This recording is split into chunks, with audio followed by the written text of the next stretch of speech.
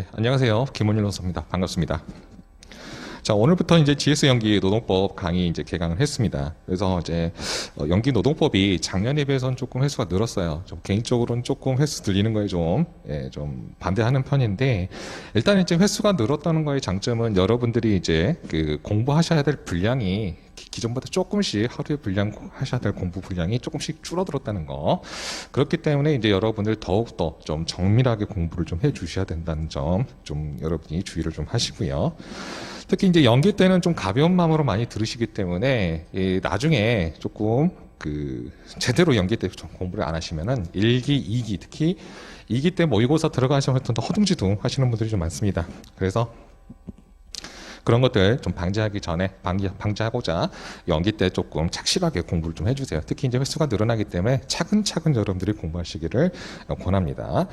그리고 일단 오늘 비가 오고 그러는데 이제 와주신 분들께 감사하다는 말씀 드리고요. 일단은 이제 본격적인 진도 앞서서 이제 강의 계획서 보면서 간단하게 오리엔테이션 좀 하겠습니다. 저는 이제 개인적으로 오리엔테이션을 길게 하는 거는 조금 지양하는 편이라서 좀 양해를 좀 해주시기 바랍니다. 혹시 공부와 관련해서 좀 궁금한 거 있으시면은 뭐 면담 신청이라든지 아니면 뭐 이메일 보내주시면은 제가 이제 연락을 드릴게요. 그리고 이메일로 주시면 제 이메일로 답을 드리는데 거기에 제 연락처가 들어가 있습니다. 그래서 언제든지 뭐 카톡이나 이런 걸로 주시면 되시고요. 이메일 주소는 강의 계획서에 기재가 되어 있습니다. 그래서 그거 참조하시면 될 것 같습니다. 일단 뭐 강의 계획서 2페이지부터 보시면은 뭐 강의 목표 이렇게 되어 있는데 기본적으로 연기 때 여러분들이 꼭 하셔야 될 거는 최대한 이해를 하자. 이해를 최대한 하신 다음에 그다음에 결국은 이 노동법의 핵심은 판례입니다. 그래서 이 판례를 여러분들이 이제 어차피 암기를 하시긴 하셔야 돼요. 하지만은 처음 연기 때부터 이걸 다 씹어먹겠다는 신념으로 암기를 하시면 이제 오히려 역효과가 납니다. 그래서 이해를 바탕으로 판례 키워드 중심으로 좀 학습을 해주시면 될 것 같습니다. 특히 판례 공부하실 때는 판례 결론이 뭔지 인정을 했는지 부정을 했는지에 대해서 정확히 아신 다음에 그 다음에 판례 근거를 한 번씩 봐주세요.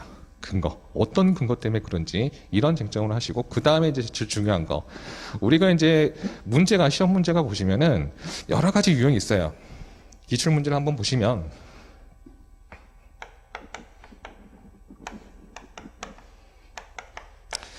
기출 유형이 보시면 제일 대표적인 게 사례 문제죠. 사례형. 이 사례형도 두 가지 종류가 있습니다.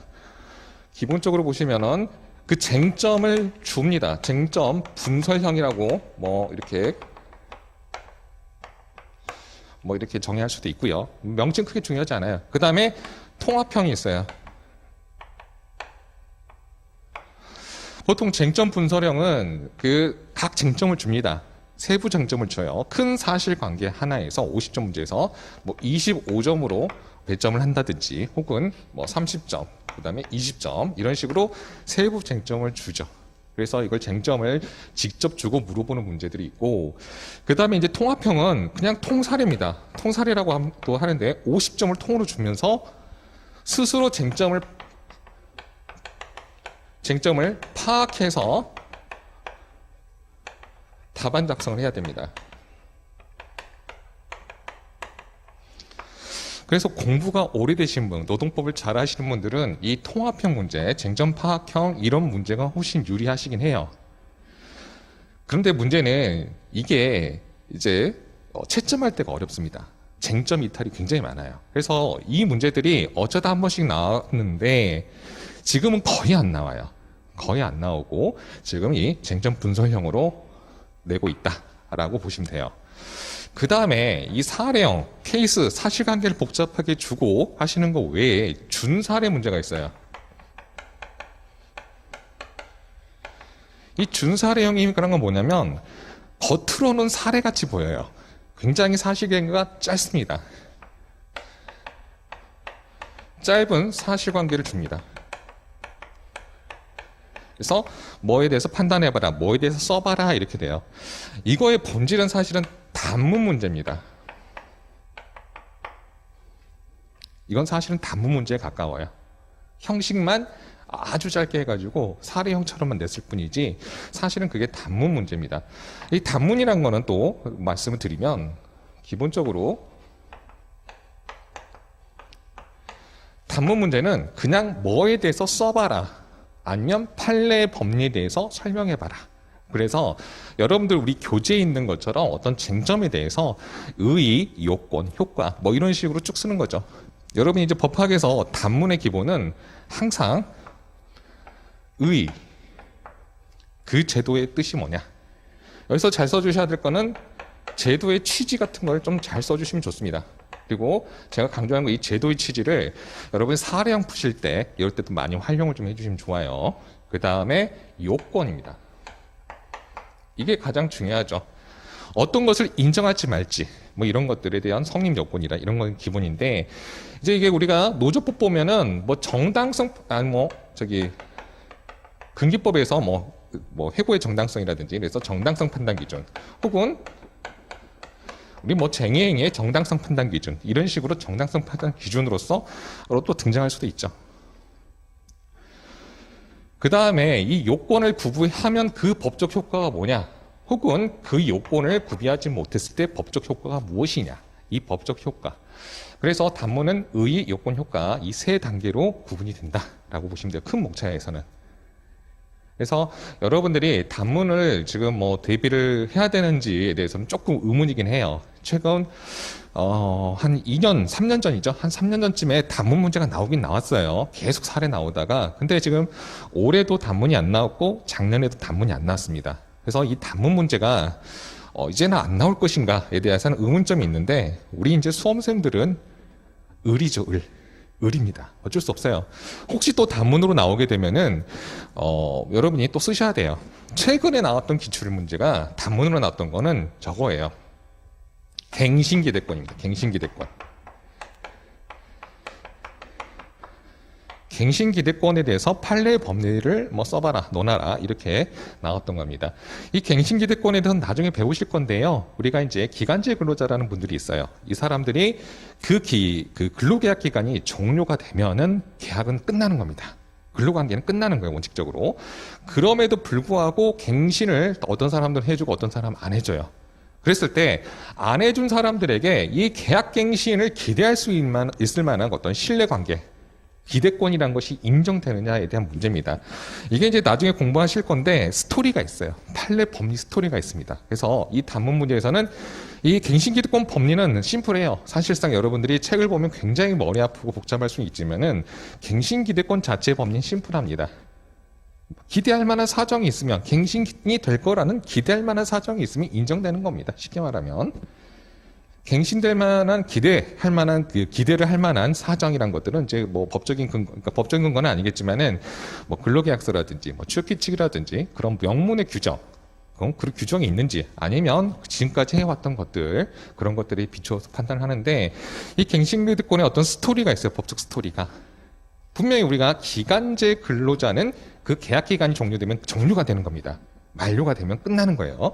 그럼에도 불구하고 이 기간제법 시행 전후로 이게 이제 이 갱신기대권을 인정할 수 있을 것인가? 이게 이제 문제가 되는 그런 스토리를 잘 써주신 분들이 이제 고득점 될 수 있는 문제들입니다. 그래서 간단하게 말하시면 이런 기출 유형들이 있는데 대부분 이제 최근 기출 형량은 요 쟁점 분석형에 집중되어 있다라고 보시면 돼요. 그래서 실제 여러분들이 2기나 3기 모의고사를 보시게 되시면은 이제 분설해서 물어보시는 거죠. 참고로 저희가 지금 크게 배점을 해서 뭐 25, 30, 20점 이렇게 주는데 예전에 사법시험 같은 경우는 이 쟁점을 5점, 7점 막 3분에서 내는 경우도 있어요. 굉장히. 이 쟁점을 분설해서 이 교수님들 출제하는 이유는 채점입니다. 채점하기가 편해서. 쟁점을 줬는데 명백히 이걸 이탈했다 그러면 점수가 안 나오겠죠. 채점을 위해서 쟁점 분석력으로 많이 간다 이렇게 보시면 되시고요. 그 다음에 보통 25점으로 배점을 이렇게 세팅을 하는데 30점 배점이 있는 경우는 분량이 많거나 쟁점이 하나로 안 끝나고 한 2개 정도 섞일 수도 있다. 이렇게 보시면 됩니다. 이번 이제 올해 이제 뭐 근로기준법 같은 경우 1-1문 취업규칙 불이익 변경이 나왔었잖아요. 그죠? 거기에도 보면은 단순히 이제 불이익 변경인지 여부부터 쭉 보셔야 돼요. 쭉 검토를 해주다 보니까 뭐 세부 쟁점으로는 몇 가지가 섞여 있음에도 불구하고 25점이 났었죠. 그래서 조금 여러분들이 쓰기에는 쟁점이 조금 많았을 수도 있습니다. 배점에 비해서. 하지만은 뭐 충분히 여러분이 용습됐으니까 쓰셨을 거라고 생각합니다. 아무튼 그래서 이런 사례형들 보셨을 때 충분히 여러분들이 좀그 판례 중심으로 하시더라도 이런 사례에 맞춰서 좀 준비를 하셔야 됩니다. 특히 이제 아까 말씀드렸던 거는 이제 판례 이야기 했었잖아요.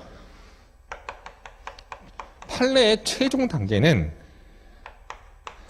사실관계를 여러분들이 알고 이 사실관계에 대한 법원의 판단이 어떻게 되느냐, 이게 이제 가장 중요합니다. 단순히 여러분들이 판례 법리는 다 교재에 소개되어 있고 그래요. 그래서 그 판례 법리에 대해서 열심히 공부를 합니다. 근데 정작 사실관계에 대해서 그 판례 법리에 따라서 판단을 못해요. 이 사실관계에 대해서 판례 법리를 대입을 하면 이 결론이 어떻게 되는지, 인정을 해야 되는지 부정을 해야 되는지를 모릅니다. 그런 것들이 이제 우리가 소위 답안 쓸 때 사안포섭 또는 저는 이제 사안 검토라는 표현을 쓰는데요. 이거는 여러분들 편한 대로 쓰시면 돼요. 이런 용치는. 요거는 결국은 판례 법리에 따라 사안을 여러분들이 이제 검토를 해보면서 판단을 내려줘야 됩니다. 즉, 여러분들이 한 명의 법관으로서 판례 법리에 따라서 이 분쟁에 대한 결론을 내리는 과정입니다. 최종 단계. 그래서 이게 가장 중요해요. 여러분들이 이제 판례 법리를 열심히 암기하고 이해하고 하시지만은 결국은 이 사실관계에 대해서 판단 자체가 틀려버린 경우도 있어요. 잘 답안 써놓고 결론이 엉뚱하게 나는 거죠. 이런 것들 좀 방지하시려면 기본 판례에 대해서 핵심적인 내용들, 사실관계에 대해서 여러분들이 이제 공부를 좀 해주시면서 충분히 이 판단을 어떻게 내려야 되는지에 대해서 좀 학습을 하셔야 됩니다. 여기 나중에 가시면은 뭐 모의고사나 이런 것들 통해서 여러분들이 습득이 가능하지만 그 전에 연기 때 그리고 일기 때 최대한 좀 공부를 좀 해주셔야 되는 부분이 있습니다. 이제 제가 이 부분에 대해서는 최대한 그 교재에 있는 판례 사실관계를 설명을 많이 드릴 겁니다. 연기 때는 그렇게 드릴 거고, 일기 때는 별도로 이제 중요한 기본 판례들이 있어요. 우리가 이제 판례를 공부를 하게 되면 기본적으로 우리가 각 쟁점별로 교재가 나눠져 있습니다. 그래서 이거에 대해서 쟁점별로 찢어놨어요. 판례를. 쟁점별로 이제 구분을 해놨겠죠. 쟁점별로 구분을 해놓습니다. 그런데 이 쟁점별로 구분하는 게 공부를 하는 게 맞아요. 방법은 맞는데 나중에 말씀드렸던 어떤 사례의 흐름, 사건의 흐름을 파악하기 위해서는 전체적인 맥락을 좀 봐야 될 필요도 있어요. 즉 이런 것들은 이제 쟁점을 섞는 거죠. 소위 말해서. 한 두 가지 쟁점을 섞어가지고 연계되는 뭐 그런 것들입니다. 그래서 일기 때는 그러한 기본 판례에 대해서는 여기에 대해서 전체 쟁점을 한 번씩 살펴보는, 검토하는 시간을 가질 거예요. 이게 이제 연기 때부터 쭉 따라오신 분들은 이제 1회독 최소한 한번 보셨기 때문에 이제 볼 수도 있는데, 제가 볼 때는 전체를 보시려면은 이 왔다 갔다 해야 돼요. 각 쟁점이 앞에 정점, 뒤에 정점 왔다 갔다 해야 되기 때문에 요거는 이제 제일 나중에 일기 후반부에 별도로 한 3, 4회분 정도 빼가지고 강의 후반부에서 따로 사례 접근 그런 기본 베이스로서 요거를 한번 접근을 여러분께 학습을 시킬 수 있도록 하겠습니다. 그래서 거창하게 막 말이 길어지긴 하는데요. 이런 것들에서 여러분이 좀 분석을 해가면서 공부를 할 필요도 있어요. 무작정 교재를 보시면서 막 들들들 파고 외우고 이런 것보다는 나름대로 전략적인 접근이 좀 필요합니다. 그래야지만 효율적인 학습을 할 수가 있어요. 결론은 판례긴 합니다. 하지만 결론은 판례가 제일 중요하다라는 결론이고요. 이제 강의 목표 한번 보겠습니다. 2페이지의 강의 계획서. 보시면 거창하게 3회독 이렇게 돼 있는데요. 회독수라는 거는 교재를 한번 본 수를 말합니다. 1회독, 2회독 이런 것들은 이제 교재를 한번 몇 번 봤느냐, 뭐 회독수라는 거는 교재를 본 횟수라고 보시면 돼요. 그래서 기본적으로 여러분들이 제일 중요한 거, 강의, 뭐 예습, 강의, 복습 이렇게 제가 해놨는데 제일 중요한 건 복습입니다. 복습. 시간이 없으시면 복습만 해오세요. 그리고 예습은 꼼꼼하게 보실 시간이 있으시면 좋으신데 안 되시면 가볍게 읽고 오세요. 가볍게. 가벼운 마음으로 예습을 해오시면 되시고요. 그 다음에 강의 시간 때는 최대한 집중을 해주세요. 집중을 하셔서 들으시면 되시고, 이 강의는 강사가 여러분께 떠드는 시간입니다. 여러분이 스스로 공부하는 시간 아니에요. 그래서 이 강의를 들었다는 걸로 내가 공부를 다 했다라고 하시면 안 됩니다. 복습을 통해서 그거를 내 것으로 만드는 과정이 꼭 필요해요. 그리고 이제 예습하실 때 이제 그 교재를 이제 내가 보기 좋게 정리를 해야겠다 이런 생각을 갖고 계실 겁니다. 그래서 막 이제 색색이 형광펜이라든지 색깔펜으로 막 이렇게 뭐 줄 긋고 하시는데 연기 때는 그렇게 하지 마세요. 연기 때는 샤프나 연필로 해주세요. 그리고 지금 학원에서 이런 자를 주세요. 그래서 이게 고시용자라고 하는데 서점에서도 책을 사면 주십니다. 그래서 네, 그런 책, 네, 그런 거죠. 그래서 요게 플라스틱이어가지고 힘이 없지만 교재가 보시면 두꺼워지면은 이게 이제 책이 휩니다. 휘기 때문에 요런 자들, 플라스틱 자들이 오히려 이제 철제로 된 자보다는 훨씬 밑줄 긋는 데 좋아요. 그래서 밑줄을 긋고 싶으시면은 이제 뭐 연필로 하시되 제가 수업 시간에 중요한 것들에선 줄을 긋는 작업을 같이 할 거예요. 제가 이제 제 책을 보시면은 기본적으로 이제 줄이 없어요. 줄이 한 줄도 없습니다. 물론 복습 자료는 제가 그어놓긴 해요. 복습 자료는 그어놓긴 하는데 교재 자체에는 안 그어놨습니다. 그 이유는 여러분들이 그 작업을 통해서 공부를 한 번 더 한다 이런 생각으로 좀 접근해 주시면 좋겠습니다. 강사가 그어놓은 줄은 편하긴 한데요. 이게 내 것으로 되긴 좀 쉽지 않아요. 그리고 이 연필로 하라는 이유는 공부를 하면 할수록 이제 이건 내 것이 됐어. 내가 이건 굳이 안 봐도 돼 해서 그 양을 줄여가는 과정입니다. 그래서 뭐 한 1기쯤 돌아가시도 이게 손을 돌리시면 이제 어느 정도 중요한 것들은 다 체크가 돼요. 그래서 뭐 색깔펜으로 중요도 표시하거나 중요한 그 키워드 표시하는 것들은 뭐 1기 때 혹은 뭐 2기 때, 제 생각에 1기 때가 제일 적합한 것 같습니다. 1기 때 이렇게 색깔로 표시를 중요도로 해주시면 좋을 것 같아요. 그 다음에 이제 강의 진행은 제가 뭐 샘플 강의나 뭐 특강 이걸 통해서 보셨다시피 먼저 저는 이제 가장 중요하게 생각하는 조문입니다.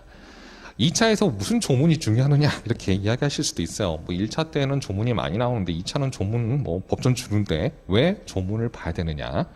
자, 왜 그러냐면 이 판례라는 거는 법에 정한 즉 조문을 사례를 해결하는 근거로 삼는 겁니다. 그런데 정적 그 쟁점이 되는 것들은 조문에 안 써져 있어요.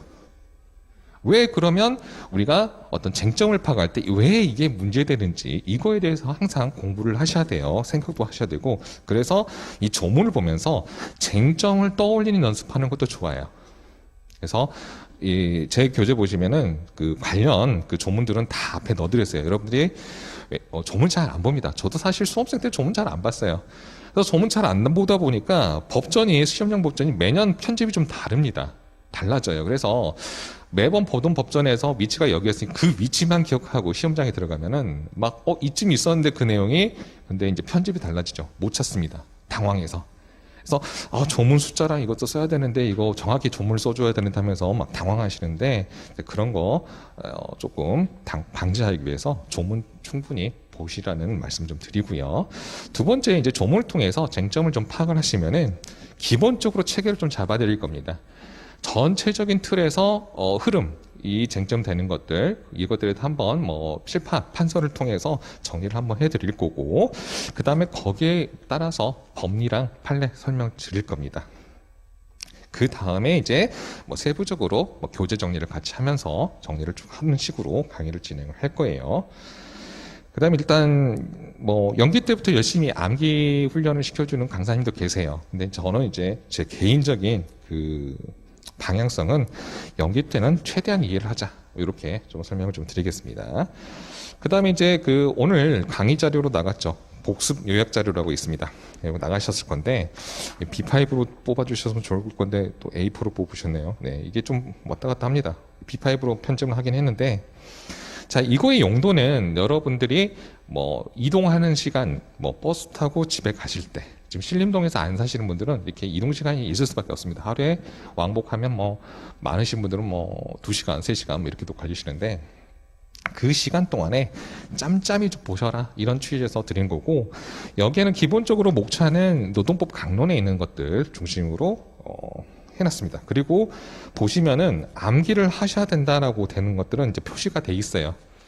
자, 그냥 암기를 하셔라고 한 건 아니고, 우리가 대부분의 개념에 대해서는 법전에 있어요. 노동법, 뭐 근로기준법이든지 노조법에서 충분히 뭐 정의 규정들이 있는데, 그러한 정의, 개념에 대해서 안 정해져 있는 것들이 있습니다. 그런 것들은 어차피 여러분들이 답안 쓰실 때 알고 계셔야 하기 때문에 연기 때는 그런 기본 개념들을 이제 외운다, 암기를 어느 정도 해주셔야 된다. 그래서 그런 것도 표시를 좀 해주고요. 그다음에 이제 판례 법리에 대해서는 이제 핵심적인 거, 뭐 앞뒤 뭐 다 자르고 요 파트에 대해서 진하게 줄거진 부분들이 있을 겁니다. 그래서 암기해야 될 그 판례 법리에 대해서 이렇게 체크를 다 해드렸습니다. 그래서 쭉 보시면은 이제 여러분이 공부하실 때 도움이 되실 거고. 그래서 그렇게 활용을 좀 해주시면 됩니다. 짬짬이 보실 때 요 복습 요약 조례를 좀 활용을 좀 해주시고요. 그 다음에 이제 강의가 끝나고 그 다음 강의 날에 복습 쪽지 시험을 한 번씩 볼 겁니다. 쪽지 시험을 볼 건데, 뭐 거창하게 뭐 쪽지 시험, 다 큰 성인들 뭐 쪽지 시험 보기엔 좀 그렇긴 한데, 여러분들이 이제 어느 정도 암기가 되셨는지, 그 중요한 부분들에서 이제 여기 요약 자료들이 있죠. 거기에 대해서 혹은 이 판례의 어떤 그 법리 구조에 관한 부분들, 이런 것들을 좀 중심으로 낼 거고요. 그다음에 이제 판례를 뭐 이렇게 그 텍스트를 주고 중간중간에 가로 넣기는 안 할 겁니다. 저는 이제 거기에 뭐 그렇게 하시는 분도 계시지만은 전체적으로 맥락이 좀 끊어져요. 쭉 가다 보면은 여기 빠져버리고 여기다 뭐였지? 이제 물론 꼭 외워야 되는 부분들에 대해서는 제가 뭐 낼 수도 있긴 하지만 되도록이면 이 판례에 이 어떤 블랭크 채우는 그런 문제는 지양을 좀 하도록 하겠습니다. 그래서 6시 40분에 오시면은 그 이제 조금 그 쪽지 시험을 좀 보고 계시고요. 한 뭐 10분에서 15분이면 충분히 보실 것 같아요. 그래서 다 끝나시면은 강의를 좀 진행하도록 하겠습니다. 그리고 이제 그 다음 강의 때 그 이제 예를 들어서 이제 내일이죠. 내일이면은 이 복습 요약 자료 있죠. 요걸 기본으로 한 번 더 리마인드를 한번 시켜드릴 겁니다. 그래서 이 복습 요약 자료는 버리지 마시고 나중에 뭐 라면 받침으로 쓰셔도 상관없는데 강의 듣는 시간 동안에는 뭐 전날 했던 거는 항상 들고 오시면 좋을 것 같아요. 그래서 요거 기본적으로 한 5분에서 10분, 최대한 뭐 한 15분까지 리마인드하는 쪽으로 한번 정리해 드리고 진도를 좀 나가도록 할게요. 굳이 이렇게까지 하는 거는 강의 횟수가 너무 많아요. 솔직히 말씀드리면 좀 많습니다. 26회나 되고, 그렇기 때문에 충분히 여러분이 따라올 수 있도록 이제 최대한 자세한 설명 좀 할 거고요. 그 다음에 이제 강의 진도표 보시면 총 26회인데, 원래 학원 공지에는 이제, 10월 14일, 목요일까지가 이제 강의 원래 그 일정인데, 제가 이제 9월 10일 날 그 좀 백신 2차 접종이 있다 보니까, 예, 어쩔 수 없이 좀 휴강을 9월 10일 날 좀 잡았습니다. 그래서 그 점 좀 양지 좀 부탁드리고요. 원래는 이제 그 8월 말에가 예, 백신 접종 2차였는데 2주간 밀려버리는 바람에 이 개강하고 좀 겹쳤어요. 그리고 참고로 이제 서울시에서 그 코로나 검사를 이제 학원 종사자들을 2주마다 받아라 해가지고 토요일 날 받았고 이제 일요일 날 음성 판정 받았습니다. 그래서 2주마다 예, 제 콧구멍이 좀 아플 것 같아요. 그래서 그렇게 좀 하실 거니까 좀 그런 부분은 너무 걱정 안 하셔도 될 것 같아요. 방역이나 이런 부분들은. 그리고 제가 이제 공지에 한 번 더 뭐 휴강을 할 수도 있다 이거 외라고 했었는데 이제 그렇게는 안 할 것 같아요. 제가 이제 지방에 단체에서 가던 게 9월 1일 날 타결이 돼서 지방은 안 가도 될 것 같습니다. 따라서 그 공지드린 백신 맞는 날 외에는 휴강 없이 쭉 가겠습니다. 그리고 죄송하지만 뭐 학원 일정이 그 대체휴일 있죠. 대체공휴일 그 부분도 다 강의가 잡혀 있어요. 그래서 추석 연휴 빼고는 대체공휴일이라고 해도 강의가 잡혀 있습니다. 혹시 그때 뭐 일정이 있으신 분들은 뭐 복수 강의 충분히 제공이 되시니까 그거 좀 활용해 주시면 될 것 같습니다. 서두가 길었죠. 네. 그래서 뭐 질문 사항이 있으신 분들은 뭐 제 이메일을 주시거나 아니면 뭐 학원 통해서 뭐 상담 요청하시면 충분히 제가 여러분께 말씀드리도록 할게요.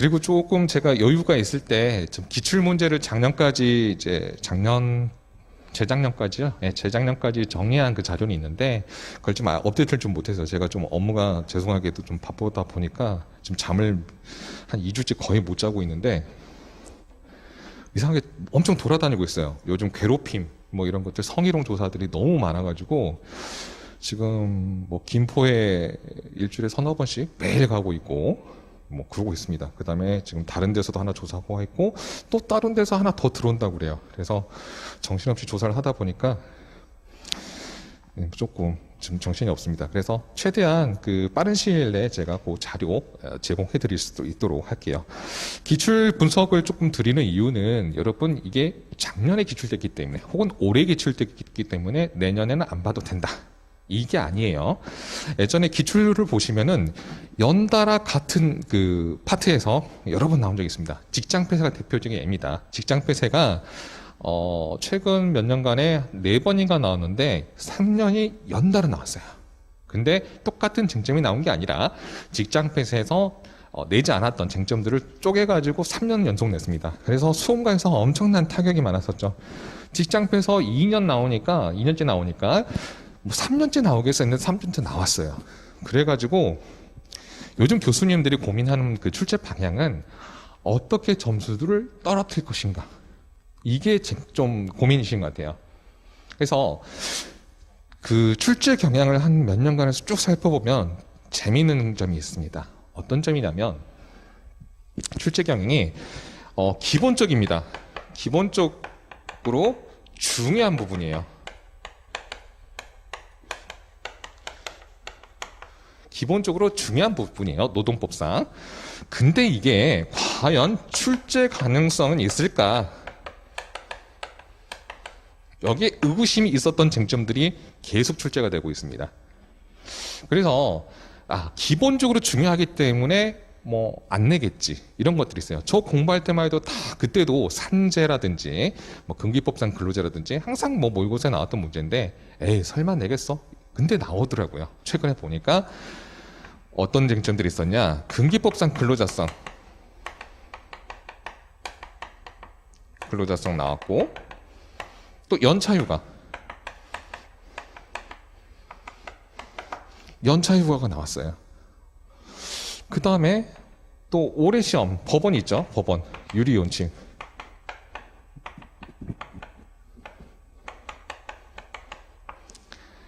이런 것들. 그 다음에 산재 업무상 사고. 산재는 예전에 저 공부할 때보다 쟁점이 많이 줄었어요, 사실은. 왜냐하면 계속 문제가 됐던 것들에 대해서 입법화되면서 계속 변경이 돼가고 있거든요. 근데 업무상 사고가 이제 작년이 됐죠. 그 회식 중 사고로 출제가 됐고, 그 다음에 불법 파견이죠. 근로자 파견하고 보급하고 구별하는 문제.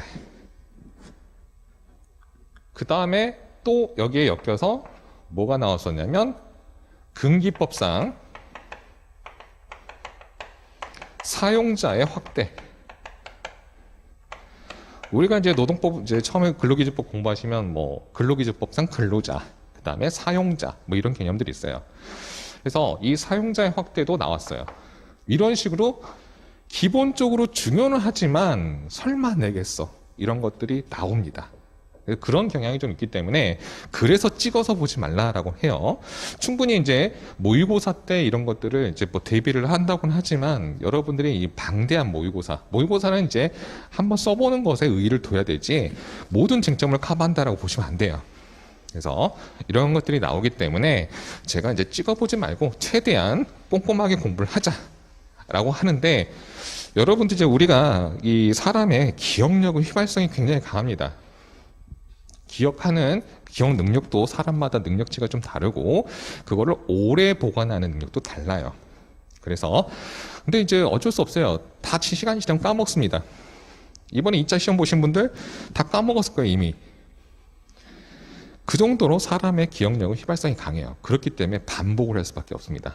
반복을 할 수밖에 없고, 근데 이 교재에 있는 것들을 모두 계속 반복해서 같은 강도로 할 수는 없어요. 그렇기 때문에 제 교재 보시면은 이제 뭐 시중에는 뭐 1000페이지 넘어가는 교재도 있습니다만은 저는 이제 2차 수업용으로 노동법 최대한 필요한 것들만 좀 담자라고 해서 구성을 했고, 뭐 작년보다 좀 늘렸습니다. 늘렸음에도 600페이지 정도밖에 안 돼요. 사실 여기에서 뺄 게 좀 있습니다. 뭐 정덕창 노무사님은 훨씬 줄였더라고요. 이번에 확 줄이셨더라고요. 여쭤보시니까.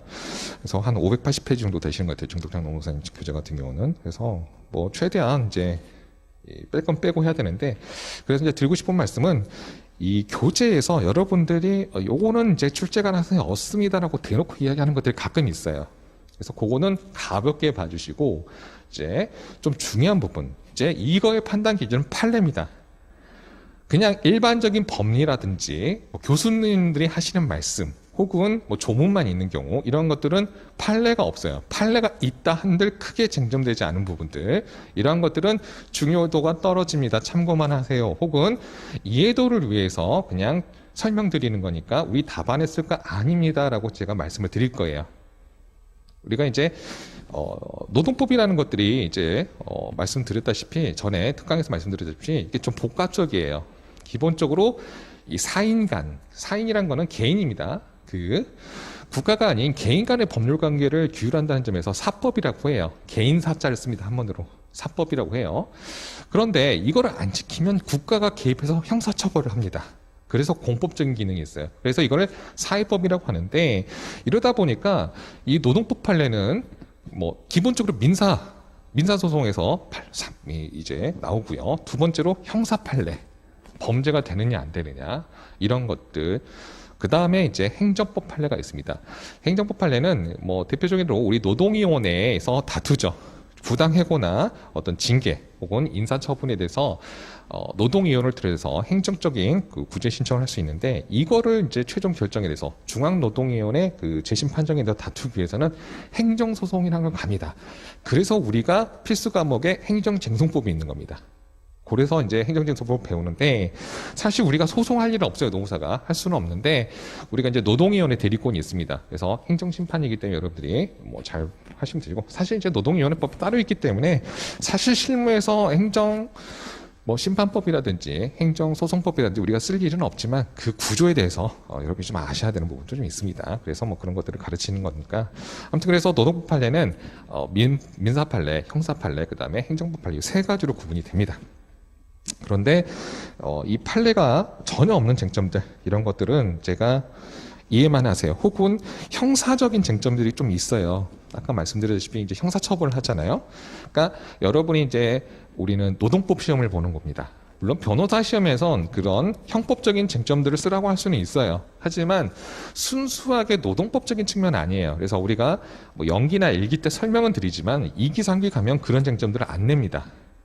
그래서 이해를 위해서 가는 거예요. 나중에 보시면은 뭐 범죄 구속요건, 삼료론 뭐 이런 것들, 뭐 고의나 과실 이런 이야기들이 나오는데 설명은 다 드릴 겁니다. 드리지만 우리 실제 답안 쓸 때는 필요가 없어요. 그래서 최대한 여러분들의 이해도를 높이기 위한 그런 과정이다. 그래서 이거는 듣고 흘리세요. 잊어버리셔도 됩니다 하는 것들은 가볍게만 들어주시면 됩니다. 강의를. 자, 그래서 오리엔테이션은 이 정도로 간단하게 하고요. 뭐 간단하게 한다고 해서 말이 좀 길어졌죠. 예, 제가 원래 수다가 좀 많습니다. 그래서 본격적으로 교재를 한번 볼게요. 교재 4페이지 한번 보겠습니다. 노동법의 법원이에요. 올해 기출됐죠, 법원. 이게 이제 노동법 총론 부분, 기존에는 이제 이 총론 부분에 뭐 근로기준법상 근로자, 사용자, 노조법상 근로자, 사용자에 대해서 앞부분에 배치를 했었습니다. 그렇게 배치를 했었는데, 실제 우리가 이제 그 노조법, 근기법 구분해서 보잖아요. 1교시, 2교시 이렇게 보면서 아예 노조법상 근로자랑 뭐 이런 부분들은 노조법으로 빼는 게 나중에 공부하시는 게 편하시겠다 싶어요. 그래서 좀 편제를 좀 바꿨습니다. 보통 교수님 교과서에서는 이 노동법 총론 파트에서 뭐 근기법상 근로자라든지 사용자, 노조법상 사용자, 근로자 여기에 대해서 보통 이야기를 하시는데 아예 그냥 여러분들 보기 편하게 빼버렸습니다. 그래서 총론으로 이제 뭐 노동법의 법원만 좀 보시면 될 것 같아요. 물론 헌법부터 시작하신 분 계시는데 제 생각에는 그건 조금 뭐 모르셔도 됩니다. 나중에 이제 노조법 관련해서 이제 헌법 33조 1항에 뭐 근로 3권, 노동 3권이라고 하죠. 그 파트 그 문구만 아시면 됩니다. 물론 이제 이해를 위해서 제가 조금 곁다리로 설명 좀 드리는 경우도 있을 겁니다. 법리에 대해서. 자, 노동법의 법원은 이제 올해 기출이 됐어요. 얼마 전에 출제가 됐죠. 유리의 원칙이 출제가 됐습니다. 그럼에도 불구하고 그래도 노동법적으로는 중요한 쟁점이니까 그래도 정리를 하고 가셔야 됩니다. 달달달 외울 필요는 없어요. 달달달 외울 필요는 없는데 몇 가지에 대해서는 여러분이 조금 아셔야 됩니다. 일단 그 법원이라는 게 뭐냐가 문제입니다. 우리가 뭐 대법원, 고등법원 그 법원이 아니에요. 한자가 다릅니다. 법법자의 근원 원자를 씁니다. 이 법원이란 거는 직역을 하면 법의 근원이 뭐냐, 즉 뭘 법으로 볼 수 있을 것이냐 이겁니다. 자, 우리가 이 갑이라는 사람과 을이라는 사람이 서로 분쟁이 발생합니다. 다퉈요. 권리나 이런 것들에서 다툽니다. 다투는데 여기에 대해서 그럼 누구의 말이 옳은 것인가라고 판단을 해줘야 되죠. 이 판단 누가 하죠? 우리가 개인적으로 못하죠. 법원에서 법관이 합니다. 판사가 해요. 판사가 하는데 이 분쟁에 대해서 기준이 있어야 될 거 아니에요. 이게 항상 룰이라는 건 중요합니다. 기준. 그러면 법관은 뭘 가지고 판단할 것이냐, 그 기준이 중요한 겁니다. 따라서 이 법원이란 거는 이 분쟁의 발생에 대해서 법관이 판단하기 위한 기준이다라고 아시면 돼요. 이게 핵심이에요.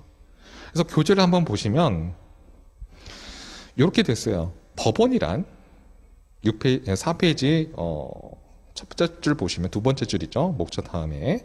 자, 법원이란 법적 분쟁을 해결하기 위해서 법관이 기준으로 삼아야 할 규율 근거의 존재 형식 이렇게 되어 있습니다. 그래서 뭐 줄을 하나 좀 그어 볼게요. 줄 긋겠습니다. 이제 텍스트 첫째 줄에 보시면 법적 분쟁을 해결 여기까지 줄 하나 그어 주시고요. 그 다음에 그 옆에 법관이 기준으로 삼아야 할, 그 다음에 규율 근거의 존재 형식. 좀 표현이 어렵죠. 그래서 법적 분쟁 해결이 목적이고요. 기준으로 된다. 이거를 법관이 기준으로 삼아야 되는 근거다. 이게 존재 형식이다. 이거를 이제 법원이라고 합니다. 어려운 말로. 그래서 법원의 의에 대해서는 우리 법전에 없어요. 그래서 이 부분은 여러분들이 간단하게도 쓸 수 있을 정도로 핵심적인 키워드 중심으로 조금 암기를 해주시면 좋을 것 같아요. 자, 밑에 보시면 교재를 한번 볼게요. 밑에 두 번째 보시면 견해에 따라서는 뭐 일반성을 법원의 개념 표지로 이해하기도 한다 이런 말이 있죠. 일반성. 말 그대로 이 일반성이란 개념 표지, 개념은 뭐냐면 누구에게나 적용되는,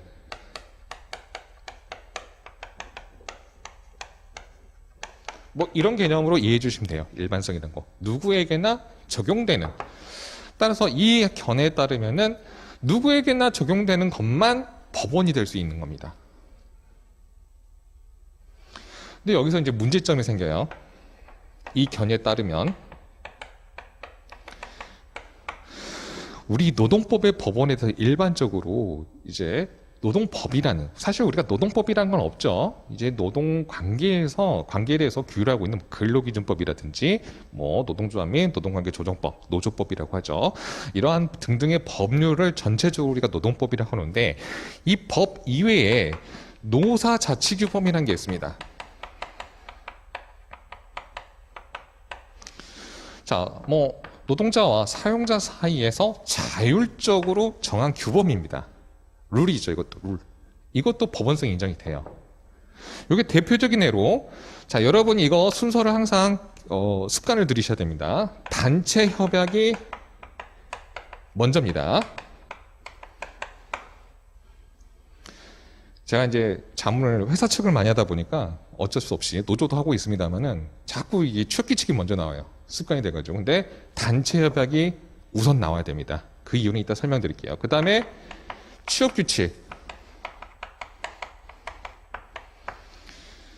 자, 단체 협약은 노조랑 사용자가 단체 교섭을 통해서 문서로 정한 거죠.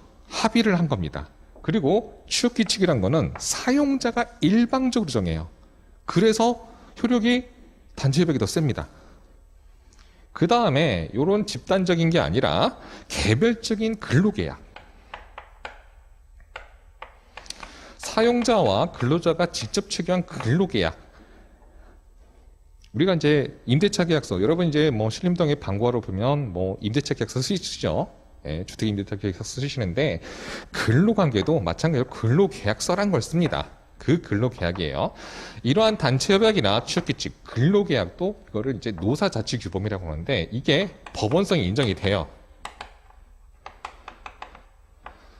노사관계 당사자를 규율하기 때문에 적용이 되기 때문에 노동자와 사용자를 규율을 하기 때문에 이것도 법원성이 인정이 됩니다.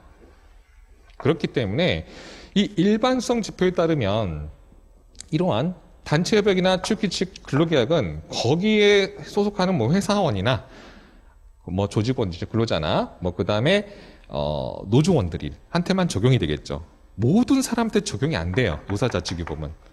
거기에 해당하는 사람들만 적용이 되겠죠. 따라서 이 일반성을 지표로 하게 되면 이 노사자치규범에 대해서 법원성을 인정할 수가 없습니다. 법원성이 인정 안 돼요. 이 일반성을 이 법원의 개념으로 필요하다. 이게 필수적인 요건이다라고 보는 견해에서는 이 노사자치규범을 규범의 법원성이 인정이 안 되는 그런 오류가 생깁니다. 그래서 이거를 사실상 주장하실 분은 거의 없다고 보셔요. 그래서 통설이라고 합니다. 우리가 교재 보시면 통설 이런 이야기가 나옵니다. 이제 여러분들이 이제 법학에서 학설은 이제 뭐 지금은 많이 중요도가 떨어지는데 이 통설이라고 하면 대부분 그렇게 교수님들이 그렇게 대부분 생각하는 걸 이제 통설이라고 해요. 거의 이의가 없는, 반대 의견이 없는 그런 견해를 통설이라고 합니다. 그 다음에 다수설과 소수설이 있어요.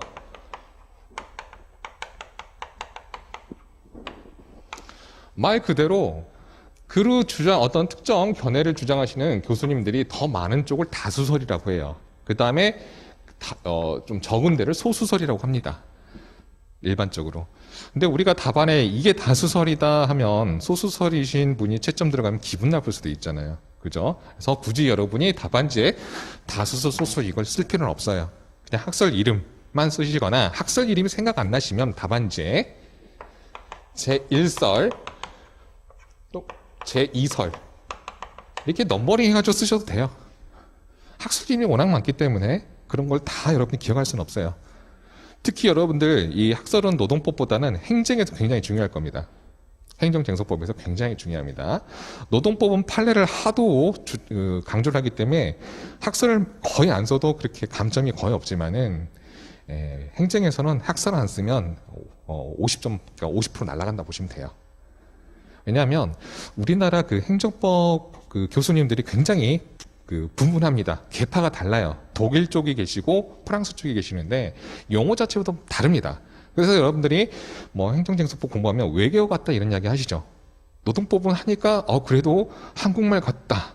알아는 좀 어떻게 먹겠는데 행정쟁서법 하시면 야 이거 외계어 아니냐 이렇게 당황하신. 그게 용어 자체가 굉장히 어렵습니다. 처음에 공부하실 때. 그래서 그 행정쟁송법에서는 여러분이 학설을 잘 정리를 하시고 제 개인적인 생각에는 판례보다 학설이 더 중요한 게 행정쟁송법 같아요. 그 정도로 비중이 높습니다만은 우리 노동법에서는 기본적으로 판례가 가장 중요하다. 그리고 굳이 학설 이름이 기억 안 나시면 노동법은 그냥 1설, 2설 이렇게 쓰셔도 크게 문제는 없다. 이렇게 말씀드립니다. 그래서 요거는 그냥 그 일반성에 관한 부분을 가볍게 좀 설명드리려고 상세히 설명 좀 드렸습니다. 기억 안 하셔도 돼요. 네, 기억 안 하셔도 되니까. 그러면 이제 우리가 이제 법원에 대해서 그러면 법원의 종류가 있습니다. 법원의 종류. 이거를 제가 쭉 나열을 할 겁니다. 제일 중요한 건 헌법이에요. 법 중에서 법입니다. 최고의 법이죠. 헌법입니다. 그 다음으로 자, 이건 효력이 더 크다는 이야기예요. 그 다음에 법령이라고 합니다. 법령. 법률로 할게요. 정확히.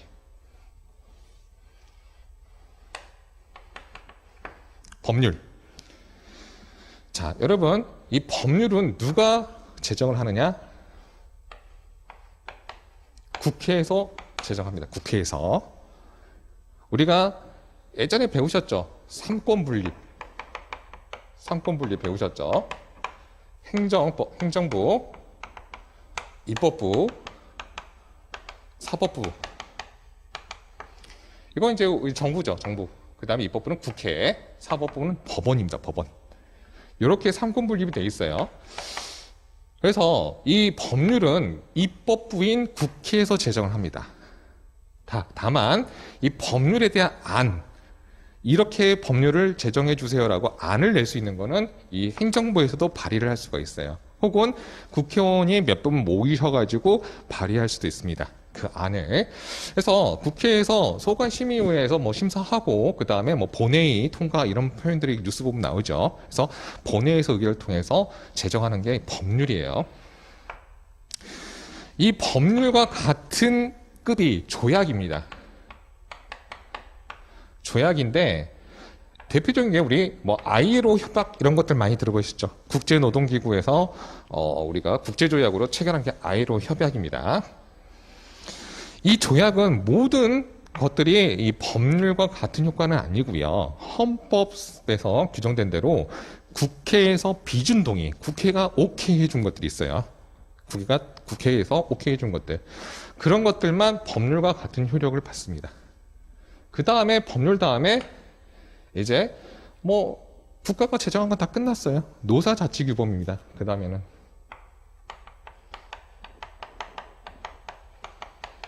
노사자치규범 내에서의 어떤 우선순위인데 아까 제가 노사자치규범에서 제일 효력이 센 게 단체 협약이라고 그랬어요.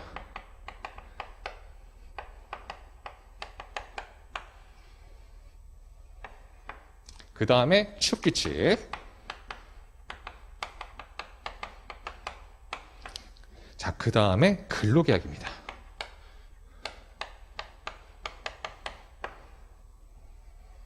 근로계약입니다. 요 순서대로 효과가 있어요. 효력이 있어요. 제일 센 애가 헌법이고 제일 힘이 약한 게 근로계약입니다. 자, 제가 이렇게 순서를 나열했죠. 이렇게 나열했습니다. 이거를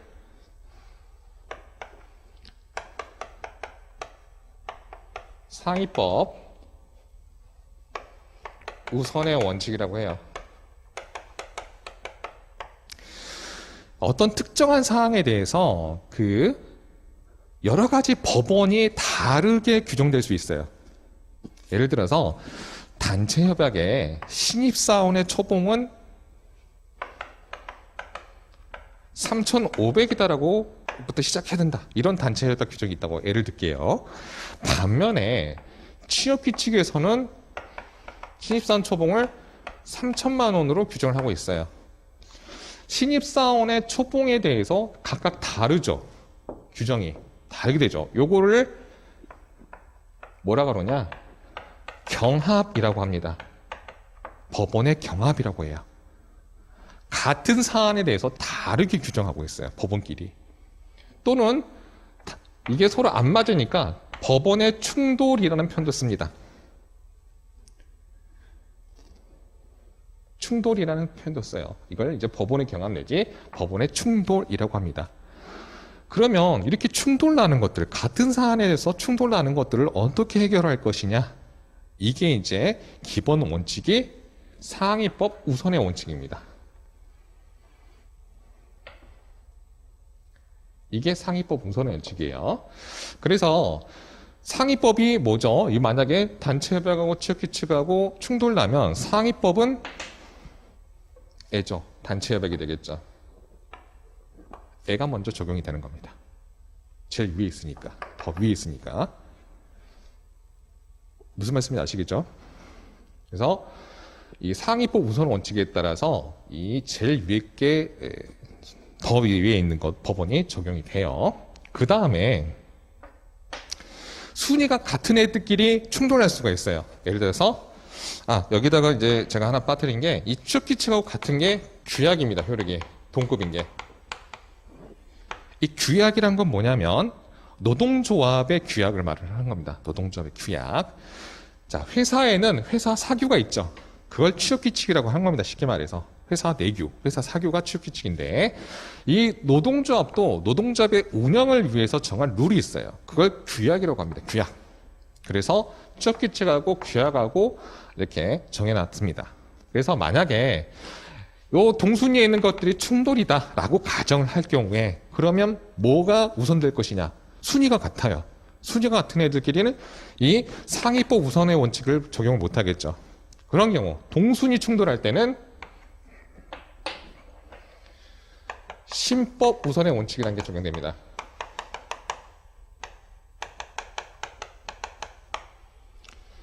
즉 나중에 정해진, 나중에 마련된 법원이 적용되는 겁니다. 새로운 거. 그게 적용됩니다. 그게 신법 우선의 원칙입니다. 그래서 이 법원의 충돌을 해결하는 그 원칙에 대해서 기본 베이스를 아셔야 되고 그 다음에 자, 요거 외로 특별법 우선의 원칙이라는 게 있습니다. 특별법.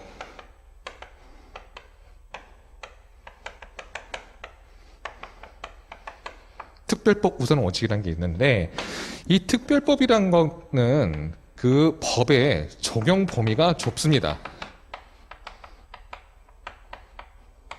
뭐 특정됐다 혹은 범위가 좁다 이렇게 이해하시면 돼요. 이 특별법의 반대말이 일반법입니다. 일반법이에요.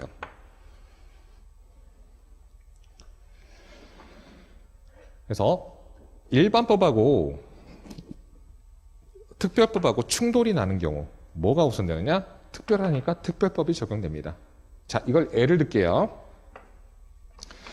우리가 이 근로계약도 개인 간의 계약이죠. 그러면 계약에 되니까 원칙적으로 뭐가 적용이 돼야 되죠? 민법이라는 게 적용이 돼야 됩니다. 민법. 기본적으로 민법이 적용이 돼야 돼요. 이게 일반법입니다. 민법이 적용돼야 되는데 우리 근로계약 관계에 대해서 따로 정하는 노동법이 있죠. 근로기준법 있죠. 근로기준법. 그래서 이걸 특별법이라고 합니다.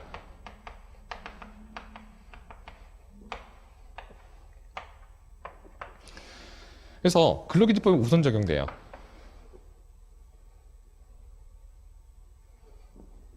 그래서 특별법 우선 원칙에 따라서 그 적용 범위가 좁은 근로기준법이 더 적용됩니다.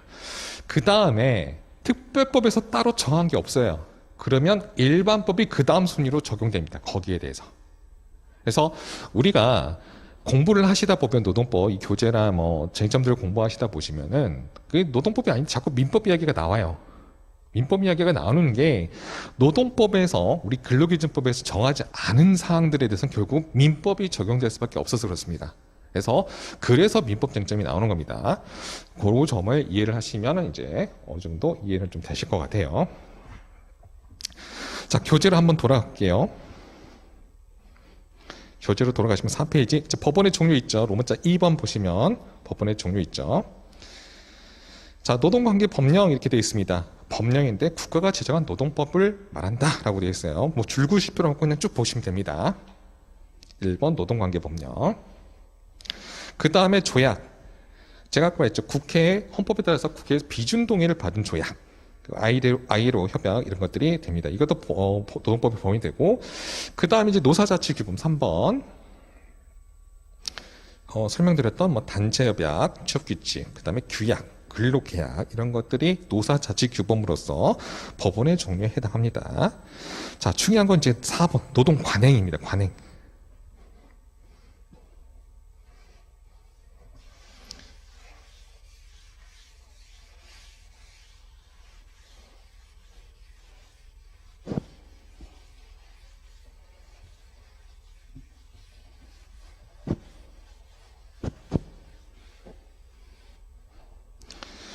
자, 4번 노동관행인데 보시면 노동관행 의의 한번 볼게요. 그 위에 첫째 줄을. 자, 노동관행이란 취업규칙, 단체협약, 근로계약 등으로 자, 줄 하나 긋겠습니다. 명문화되지 않은 채 오랜 관행을 통해 근로관계나 노사관계를 사실상 규율하는 것, 몇 가지 줄 하나 꺼주세요. 명문화되지 않은 채 오랜 관행을 통해 근로관계나 노사관계를 사실상 규율하는 것을 말한다. 몇 가지 보시면 됩니다.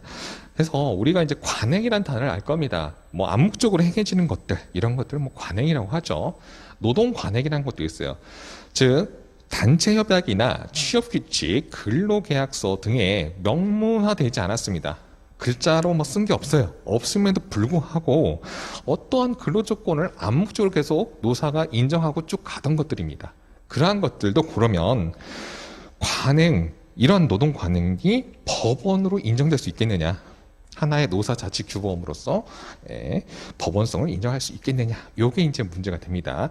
여러분 혹시 민법 공부하셨던 민총에서 사실인 관습과 뭐 관습법 이런 거 들어보셨죠? 공부 기억나시죠? 그 견지에서 보시면 돼요.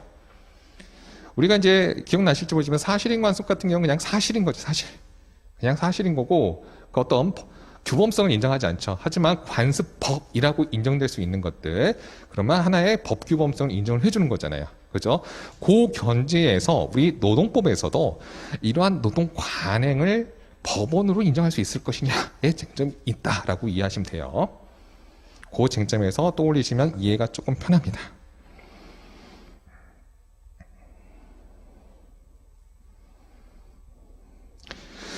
사실 이제 그 5페이지 보시면 판례박스 한번 볼게요. 이제 노동 관행의 법원성 인정 요건인데, 일단 대법원 판례는 일정한 요건 하에 노동 관행의 법원성을 인정을 하고 있습니다. 그래서 그 요건에 대해서 한번 체크를 해볼게요. 자, 판례박스 두 번째 줄, 본문의 두 번째 줄 보시면 기업사회에서 이렇게 돼 있죠. 거기 앞에 동그라미 1번 하나 쳐주세요. 둘째 줄 제일 앞에 기업사회에서 앞에 동그라미 1번 쳐주시고 줄을 그을게요. 기업사회에서 일반적으로 근로관계를 규율하는 규범적인 사실로서 명확히 승인, 여기까지 줄 그어주세요. 이게 1번입니다. 그래서 그 중간에 규범적인 사실로서 명확히 승인, 요건 이따 할게요. 그건 제가 이따 체크하고, 그 옆에 이제 기업의 구성원 시작하죠. 거기 앞에 동그라미 2번 하나 쳐주세요. 그리고 줄 하나 쭉 긋겠습니다.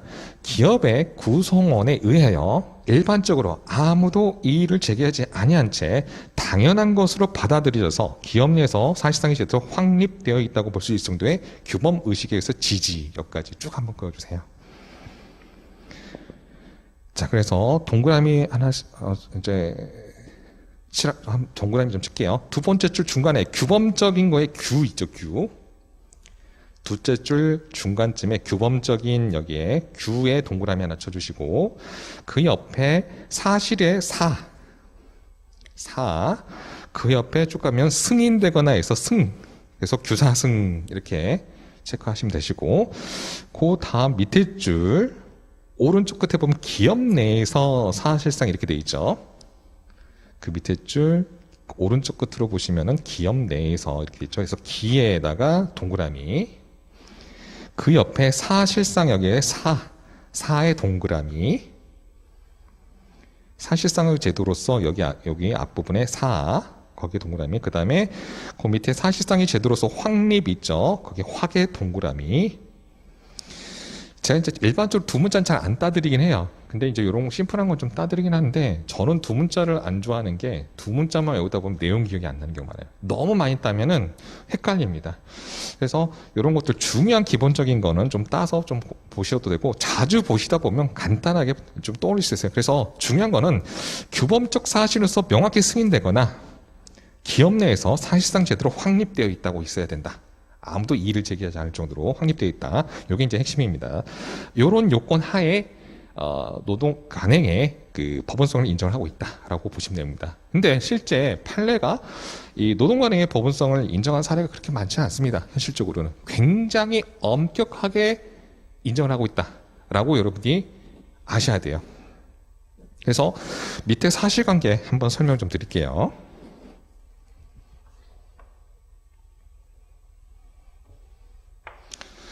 자, 예를 한번 들겠습니다. 올해가 2021년이니까 2021년 1월로 잡고요. 그 다음에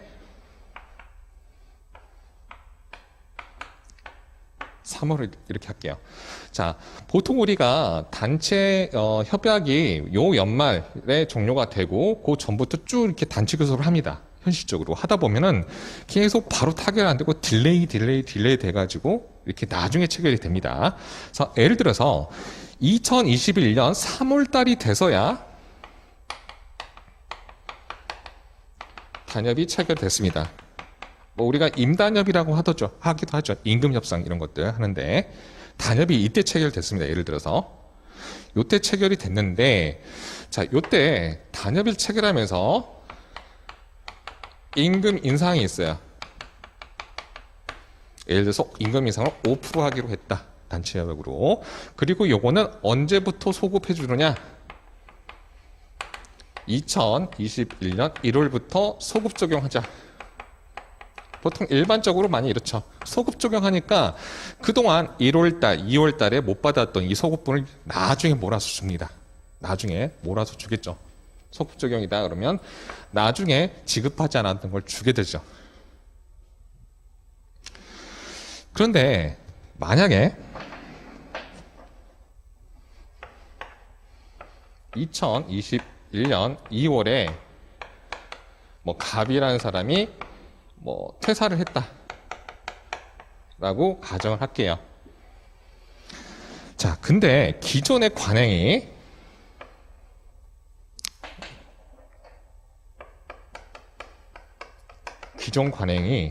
있는데 기존 관행은 어느 정도 유지가 됐었냐면 30년간 유지가 됐습니다.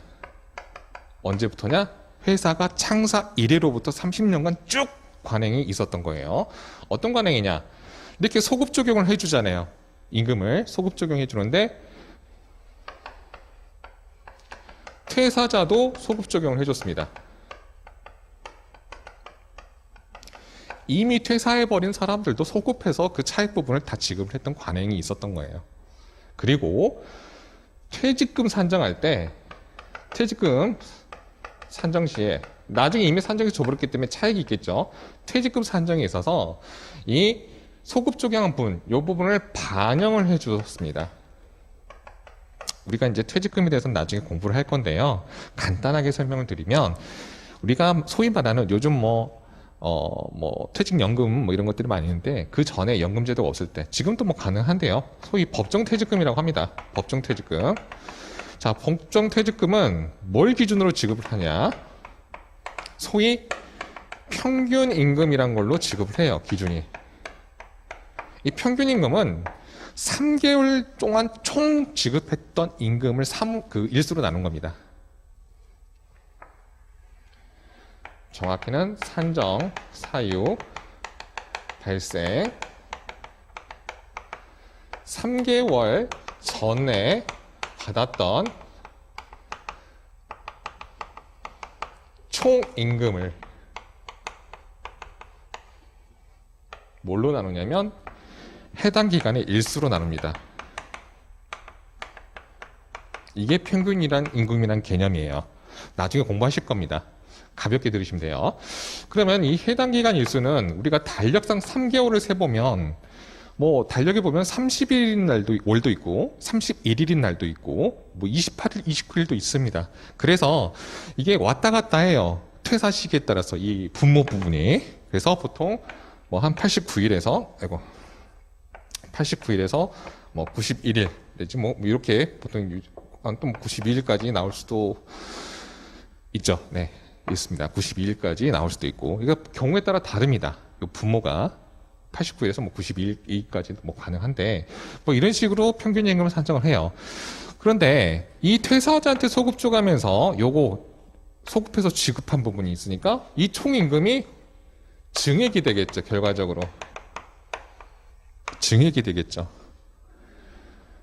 이미 퇴사한 사람도 돈을 줘버리니까 퇴사했지만 소급 적용해서 줍니다. 예를 들어서 한 달에 뭐 20만 원씩 더 올라간다. 그러면 퇴사자도 그 20만 원 한 달에 정산해서 줍니다. 나중에. 그러다 보니까 이미 받았던 거는 20만 원이 반영이 안 됐는데도 퇴직금이 20만 원이 반영되면 이 평균 임금이 더 높아질 수밖에 없죠. 분자가 더 높아지니까. 그러니까 퇴직금을 덜 준 꼴이 되는 거죠. 그런 식으로 관행이 계속 30년간 있었던 거예요. 즉, 이 퇴사자한테도 이 소급하여 임금을 지급하고 이 퇴직금 산정에서 평균 임금에도 반영을 해줬다. 즉, 이 퇴직금을 더 줬다는 겁니다. 그런 관행이 있었어요. 근데 어느 날 회사가 요거를 안 해줍니다. 갑자기 이렇게 해주던 걸 안 해요. 그러니까 이 근로자 입장에서는 야, 그동안 이거 노동 관행으로서 30년 했으면 관행 아니냐. 그러면 이거 우리가 퇴사를 했지만 그전처럼 똑같이 반영해줘야 되지 않느냐라고 이제 소송을 건 거죠. 근데 여기에 대해서 판례는 뭐라고 하냐면 이 뭐 노동 관행도 인정이 될 수 있다. 다만 단체 협약이 언제 체결됐죠? 2021년 3월에 체결이 됐습니다.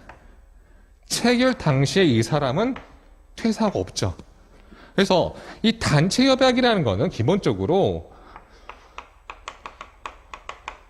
재직 중인 조합원한테만 적용이 되는 거지.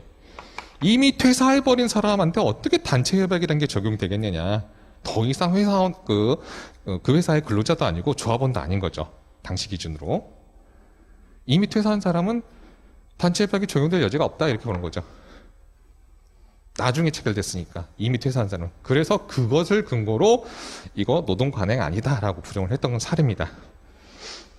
그래서 여러분들이 만약에 문제가 나왔는데 30년간 계속됐대요. 그러면 여러분들이 30년쯤 됐으면 마음 심리적으로, 심적으로, 야, 이거 노동관행 인정해도 되지 않을까? 뭐 이런 생각이 들 수도 있죠. 근데 의외로 부정했습니다.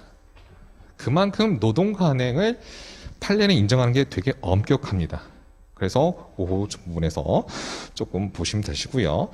그 다음에 이제 판례 및 행정에서 보시면은 가볍게 보시면 돼요. 판례는 이제 이 어떤 분쟁에 대해서 법원에서 내린 판결의 그 모임, 그러니까 A입니다. 그래서 그걸 판례라고 하는 거고요. 이 판례는 법원성이 인정 안 됩니다. 판례 옆에 대한 X 치면 돼요. 뭐 내용 보시면 교재에 성문법주의라고 있죠. 성문법주의. 쉽게 말하면 법을 명문화시킨 거, 글자로 만들어 놓은 걸 성문법주의라고 합니다. 여러분 이제 교재 보시면은 야, 여기 뭔 말인지 막 이런 게 좀 막 그러시죠. 짜증나시고 뭐 그러시던데 이거 뭐 암기하시거나 외울 필요 없고 그냥 듣고 흘리시면 돼요. 이 성문법이란 거는 말 그대로 한자를 조금 아시면 좋은데 저도 한자 잘 몰라요. 이룰 성자가 이제 그럴 문자에 법보자 씁니다. 그래서 쉽게 성문법, 요즘 말로 법률이 텍스트화된 겁니다. 텍스트가 있는 법. 이렇게 이해하시면 돼요. 성문법. 그 다음에 반대말이 불문법이에요. 이 불문법은 아니 불자 부정할 때, 그 다음에 그럴 문자, 법법자입니다. 무슨 말이냐? 텍스트가 없어요.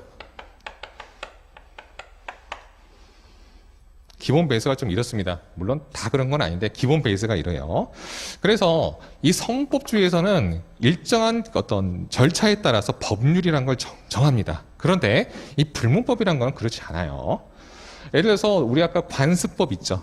관습법 이야기했잖아요. 관습법도 불문법으로 들어갈 수 있는데, 자, 요런 성문법주의는 대륙법계에서 듣기만 하세요.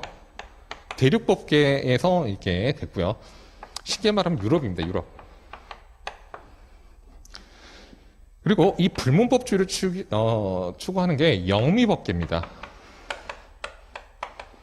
영국과 미국이죠. 그래서 여러분 미드 법정 드라마 이렇게 보면 자 무슨 판례, 무슨 사례에서 이런 식으로 변호사들이 인용을 하죠. 그렇죠.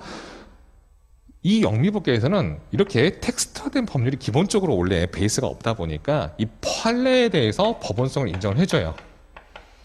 선례가 하나 나면 그게 룰이 돼버립니다. 근데 이 성문법주의에서 판례는 언제든 이 텍스트화된 법에 대한 해석이기 때문에 그 해석은 바뀔 수가 있습니다.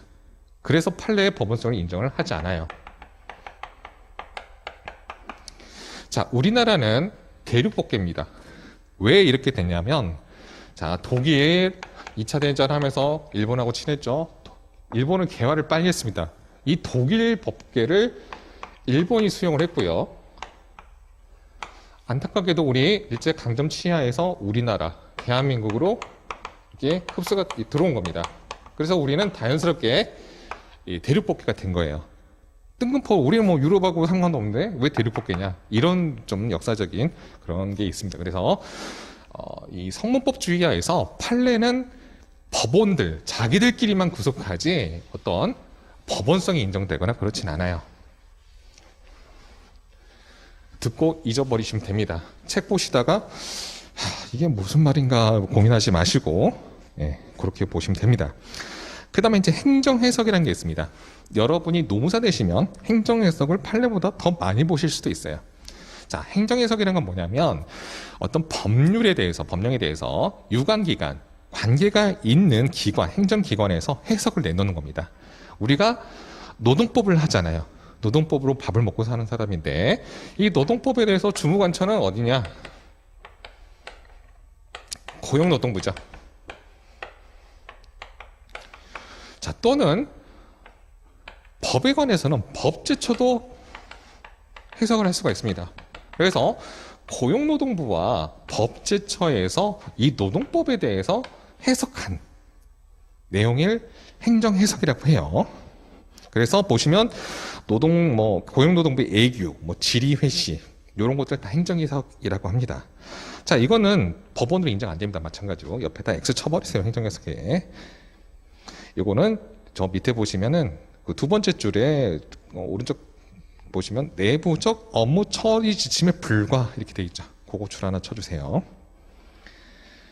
근데 사실상 규율합니다. 사실상은 규율하는데 예전에는 저 이제 노무사 됐을 때만 해도 고용노동부 행정해석하고 대법원 판례하고 안 맞는 게 많았어요. 근데 판례가 이렇다라고 하면 노동부 감독관들은 야, 우리 행정해석은 달라. 우리 행정해석대로 처리할 거야. 억울하면 소송해. 이렇게 나왔었어요. 근데 요즘은 이 행정해석도 대법원 판례 입장을 많이 따라가고 있습니다. 그래서 거의 많이 일치되고 있다. 이렇게 보시면 되세요. 하지만 이 판례나 행정해석은 법원성이 인정되지 않는다라고 보시면 됩니다.